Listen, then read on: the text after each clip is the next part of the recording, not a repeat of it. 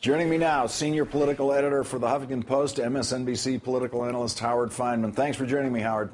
Hi, Lawrence. Howard, you see Speaker Boehner very clearly setting his marker. Absolutely no tax increases. And it's certainly the Democrats have said, as Congressman Van Hollen just did, that they will not go along with the Ryan budget. But you don't seem to get the same sense of there's an absolute refusal to consider certain particular items the way Boehner has taken taxes off the table.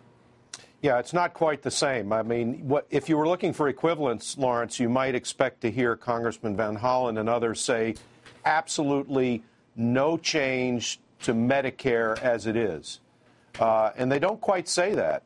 And the reason they don't quite say that is that the president himself had identified in his health care reform proposal the fact that Medicare and the healthcare system generally is out of control in terms of costs and need to be brought down. So the president kind of opened that topic. And I think you can see some fissures, Lawrence, on the Democratic side over the question of whether you might means test Medicare in some way, fiddle with it in some way without changing the basic nature of it. I think the Democrats are leaving themselves a little room on that side and taking really, in that sense, a less unified stand than Boehner's trying to do to satisfy his Tea Party constituency on his side.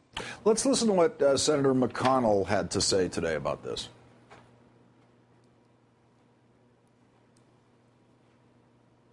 I guess we don't have that. We had an indication. We had a statement from McConnell where he said, this is a serious crisis. We must do something serious. Entitlement reform needs to be a part of it. That's the only way we'll send a message to the world that we are actually willing to make the tough decisions needed to get our fiscal house in order. What's funny about this, of course, Howard, is that entitlement reform is not a tough decision for a Republican. That is the party line. A tough decision for a Republican is some kind of revenue increase, whether it be specifically through rates or the other way to do it is what the Democrats are talking about now, cutting out all these tax subsidies, what is in effect tax spending by the government for oil companies. But there seems to be Republican resistance, obviously, even to that. Sure, of course there is. And it's not just oil subsidies. If you really want to look at spending, tax spending as they call it, tax expenditures by way of subsidies, it's oil and even bigger agriculture and all kinds of other subsidies that the Republicans are just as enthusiastic about, if not more, than the Democrats. When you're talking about agriculture, you're talking obviously about a lot of red states, you're talking a lot of rural constituencies, you're talking a lot of red state Republicans.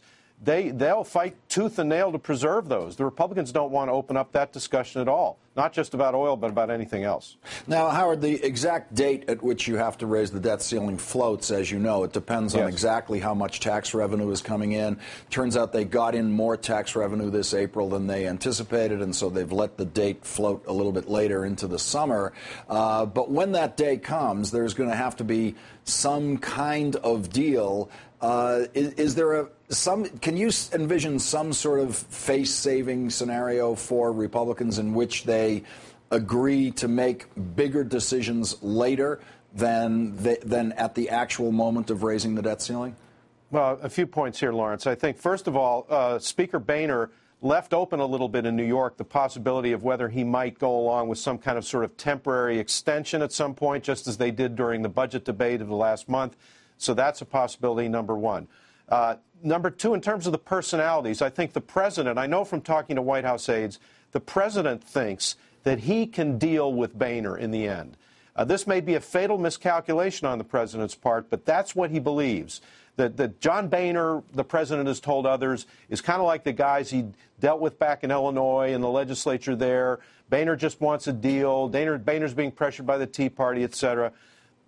That might be a miscalculation by the president. Meanwhile, on Boehner's side, I think he thinks that he has the upper hand here politically and strategically, and he thinks the president will eventually cave. So you have the potential of a grand miscalculation on both sides. And what Tim Geithner, the Secretary of Treasury, desperately doesn't want is the countdown clocks to start appearing on MSNBC and CNBC and so forth, so many days and hours and minutes and seconds to default, because that could create a psychology that would be incredibly damaging, that would take hold in the markets and really do great damage to the dollar and to the American economy. That's what Geithner's worried about. The White House thinks they've gotten private assurances from Republicans on this.